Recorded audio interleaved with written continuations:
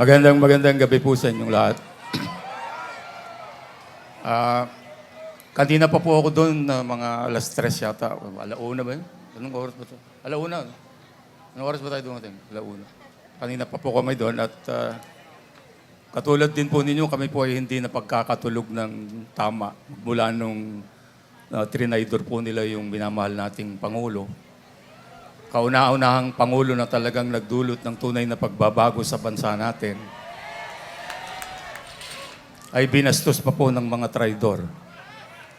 Kaya ang kakantahin ko po ngayon ay tungkol sa kalayaan sapagkat naniniwala po ako na dahil po sa ginawa nila ay nawalan na naman po ulit tayo ng kalayaan.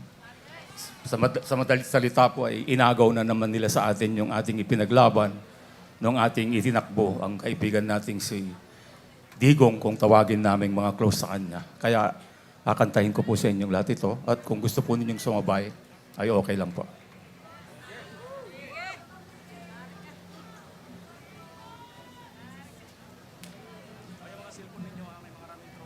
Ang bayan kong Pilipinas, lupain ng ginto't bulaklak, pag-ibig ang sa kanyang palad, nag-alay ng ganda't dilag, at sa kanyang yumi at ganda, dayuhan ay nahalina.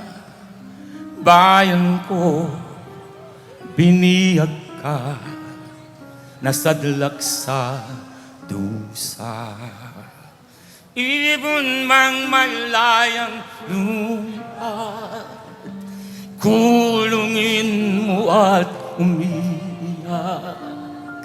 Bayan pa kayang sakdal dilag, ang di magnasang makaalpas. Pilipinas kong minutya, pugad ng luha ko't dalita, aking alika, makita kang sakdal laya. Ibon mang malayang luhat, kulungin mo at umiiyak. Bayan pa kayang sakdal dilag, ang di magnasang makaalpas. Pilipinas kong minumutya. Tol, wag ka makialam dito. Luha ng pag-ibig ko at dalita. Kaya nga, akapela eh. Akapela nga eh.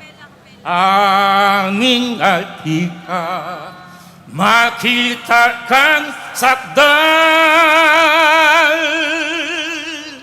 laya.